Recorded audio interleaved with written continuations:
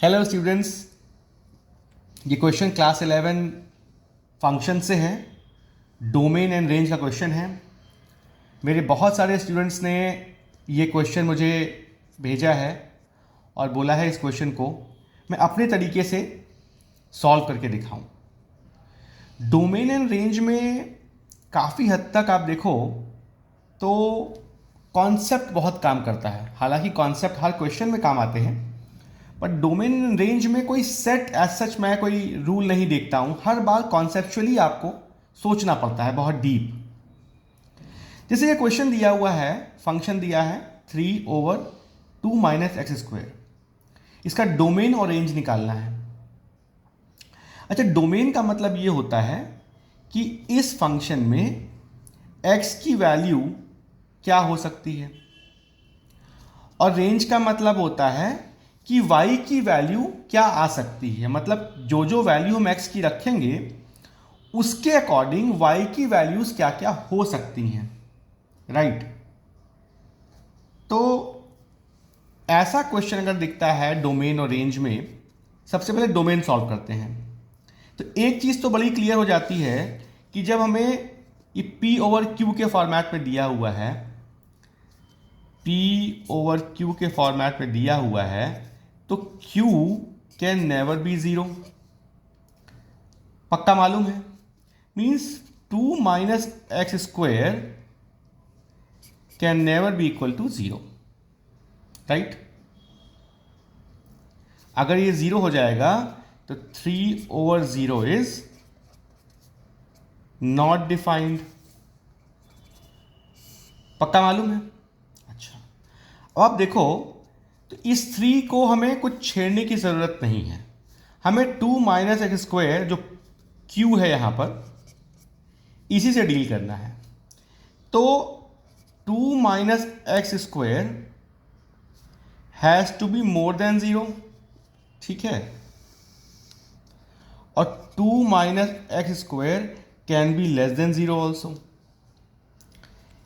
ये 2 minus x square -1 हो सकता है, -5 हो सकता है, कुछ भी नेगेटिव वैल्यू हो सकती है, जीरो नहीं हो सकता है। मतलब 2 minus x square has to be more than zero और less than zero. It can not be equal to zero, ठीक है। अब इसको सॉल्व करने की कोशिश करते हैं। तो ये हो जाएगा minus x square more than zero minus two is -2। जब माइनस साइन कैंसिल होता है तो क्या होता है, ये बीच का पलट जाता है, एक्स स्क्वायर लेस देन 2 हो गया, ठीक है। इसका रूल मालूम है क्या है, बताया था मैंने। 7 इज लेस देन 8। अब -7 और -8 है तो क्या होगा, more than. -7 is more than -8, है ना। 1 इज मोर देन 0.5। बट अगर दोनों साइड नेगेटिव लग जाएगा तो क्या होगा, -1 इज लेस देन -0.5। तो x has to be less than √2। अच्छा, इसी तरह इसको सॉल्व करते हैं। Minus x square less than -2, x square will be more than 2, x will be more than √2।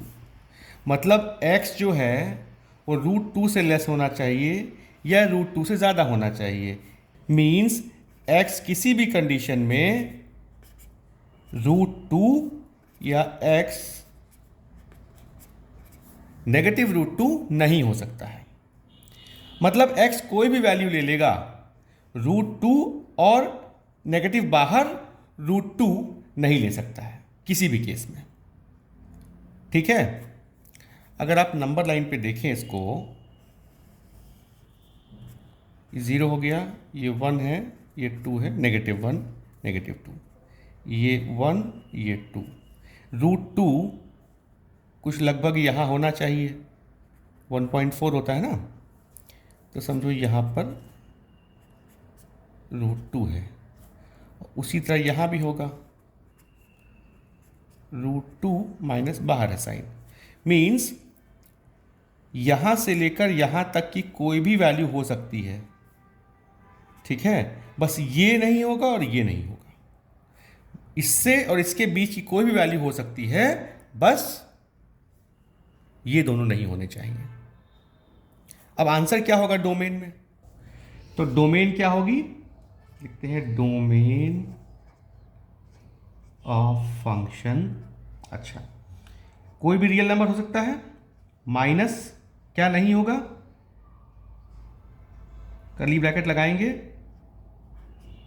-2 +2 bracket close. अच्छा, एक बहुत इंपॉर्टेंट चीज़ यहाँ पर है जो आप लोग नोटिस कीजिएगा, मैंने ब्रैकेट कर्ली यूज़ की है। मैंने ये सी वाला ब्रैकेट या फिर ये वाला ब्रैकेट यूज़ नहीं किया है। क्यों यूज़ नहीं किया है बताता हूँ। अगर इसको मैं R -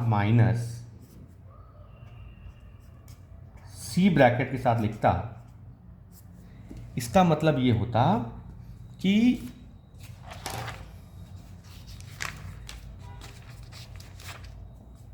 मैं ये जो बीच का हिस्सा है -√2 और +√2, ये के बीच की जो वैल्यू है, ये सारी वैल्यू भी एक्सक्लूड कर रहा हूं। -2 -√2 और √2 तो एक्सक्लूड कर ही रहा हूं, इसके बीच की भी वैल्यू एक्सक्लूड कर रहा हूं। अगर ऐसे लिखता तो इसका मतलब होता -√2 √2 ये दोनों इंक्लूडेड हैं, उसके बीच की सारी वैल्यू भी इंक्लूडेड है, और तब मैं उसको सारे के सारे रियल नंबर से माइनस कर रहा हूं। लेकिन यहां पर ये बीच की जो वैल्यूज हैं, ये वाली वैल्यूज, ये तो इंक्लूडेड है, इसीलिए ये सी ब्रैकेट या फिर ये वाली ब्रैकेट का इस्तेमाल नहीं किया गया है। कर्ली ब्रैकेट लगाई है, इसका इफेक्ट ये है कि सिर्फ ये दो नंबर्स जो हैं, इसी की हम बात कर रहे हैं, इसके बीच के नंबर्स की बात नहीं कर रहे हैं, ठीक है, क्योंकि इसके बीच के नंबर्स इंक्लूडेड हैं। अच्छा, डोमेन क्लियर हुआ। रेंज पे चलें अब। रेंज का मतलब ये है कि जो हमने x की वैल्यूज कैलकुलेट की हैं, उसके कॉरस्पॉन्डिंग y की क्या वैल्यूज आ सकती हैं। तो ये f(x) क्या होता है, y होता है, तो y = 3/2 - x², ठीक है। अब y को इधर ले जाएं, x को इधर ले आते हैं, तभी तो वैल्यू निकालेंगे। तो ये हो जाएगा 2 - x² = 3/y - x² = 3/y - 2। सो इसको लिख सकते हैं x² = 2 - 3/y, सो x = रूट में आ गया 2 - 3/y।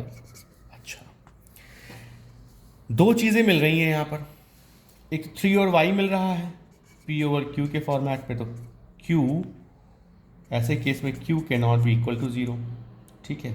दूसरा, ये रूट में दिया हुआ है, मतलब रूट में सपोज ये वैल्यू x है, तो x can not B negative, ये ध्यान रखना पड़ेगा, ठीक है।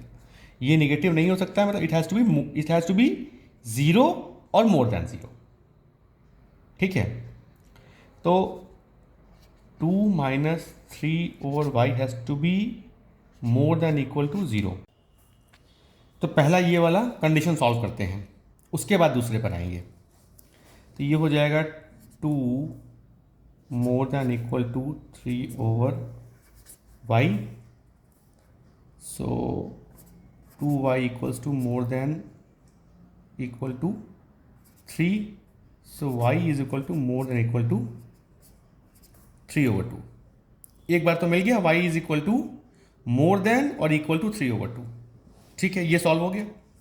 एक तो मुझे रेंज मिल गई। दूसरा मैंने यहाँ क्या बताया था, ये p/q के फॉर्मेट में है, मीन्स q 0 नहीं हो सकता है। अच्छा, तो q अगर 0 नहीं हो सकता है तो 0 से ज़्यादा भी हो सकता है, 0 से कम भी हो सकता है। 0 से कम होगा तो ये माइनस वाला जो यहाँ पर है, ये पॉजिटिव हो जाएगा, तो ओवरऑल रूट के अंदर हम पॉजिटिव हो जाएंगे। तो नेगेटिव वैल्यू तो कोई भी ले सकता है, मतलब कोई भी नेगेटिव वैल्यू ले सकता है। फिक्स हो गया। अच्छा, दूसरा, अगर पॉजिटिव वैल्यू लेता है तो ये क्वेश्चन हमारी बनी हुई है, ये कहता है ये हमेशा 3/2 से ज़्यादा या उसके बराबर होना चाहिए। तो नेगेटिव वैल्यू कोई भी ले सकता है और पॉजिटिव वैल्यू हमने यहां निकाल ली है। क्या नहीं ले सकता है? 0। ठीक है, तो हम यहां पर ये वाली सी वाली ब्रैकेट लगा देंगे, और ये इन्फिनिटी है तो इन्फिनिटी के साथ हमेशा सी वाली ब्रैकेट की जाती है। मिल गया हमको, दोनों चीज़ें मिल गई, एक ये मिल गया। तो अगर देखो तो फंक्शन की रेंज क्या होगी? नेगेटिव इन्फिनिटी से लेकर 0 एक्सक्लूडिंग, एक ये हो गया। यूनियन, ये भी तो ऐड करना है। ये अगर ऐड करेंगे तो ये वाली ब्रैकेट लेंगे, बिकॉज 3/2 एडेड है, तो 3/2 से लेकर इन्फिनिटी तक। सो रेंज ये हो जाएगी, इसको साफाई से लिख देता हूं, रेंज होगी, इन्फिनिटी जो होती है ये नेगेटिव इन्फिनिटी है, इसमें हमेशा सी ब्रैकेट ही लगती है, 0 हमें एक्सक्लूड करना है। ठीक है, फिर ऐड करेंगे इसको भी, इसको ऐड करेंगे तो 3/2 से लेकर 3/2 से equal say anything bigger than that, means infinity तक जा सकते हैं। इन्फिनिटी तक जा सकते हैं। इन्फिनिटी में भी हमारी कौन सी ब्रैकेट लगती है? सी वाली लगती है, ये लगेगा। ठीक है, इसको टेस्ट अगर आप करना चाहो तो कैसे करोगे? नेगेटिव इन्फिनिटी दी हुई है, तो अगर यहाँ y की वैल्यू सपोज मैं -100 रखता हूँ, तो 3/100 नेगेटिव में होगा तो ये पॉजिटिव हो जाएगा। 3/-100 मीन्स 2 + 3/100। सॉल्व कर सकते हैं। 0 मैंने एक्सक्लूडिंग किया है। ठीक है, मीन्स अगर आप ऐसे देखो यहाँ पर, ये मेरा 0 है, ये नेगेटिव से, तो यहाँ से लेकर 0 नहीं इंक्लूड होगा। नेगेटिव इन्फिनिटी से लेकर 0 जो है वो इंक्लूड नहीं होगा। उस बीच का कोई भी नंबर आप रखो, इक्वेशन चलेगी। दूसरा क्या है? 3/2, सो 1 2 3, 3/2 मीन्स 1.5 यहाँ होगा कहीं वो, तो 1.5 से लेकर कोई भी वैल्यू इन्फिनिटी तक आप ले जाओ, ये इंक्लूडेड है, इसीलिए मैंने इसको ब्लैंक कर दिया। 0 एक्सक्लूडेड था तो मैंने इसको बीच में बंद नहीं किया। अब यहाँ 3/2 रखो तो क्या होगा? ये 2 - 2 0 हो जाएगा, सॉल्वेबल है। अगर कोई भी वैल्यू 3/2 से ऊपर रख के देखोगे आप तो क्या होगा? ये जो नंबर है, ये वैल्यू, ये 2 के कम आएगी, मीन्स ये जो वैल्यू टोटल वैल्यू होगी इस रूट के अंदर वो पॉजिटिव रहेगी, नेगेटिव नहीं होगी। इसीलिए दिया है 3/2 पॉजिटिव से लेकर इन्फिनिटी तक सारे नंबर इंक्लूडेड है। आई बात समझ में? कोई क्वेश्चन हो, कोई क्वेरी हो, कोई कंफ्यूजन हो, कमेंट कीजिए आप बॉक्स में, आई विल रिप्लाई। ठीक है, थैंक यू।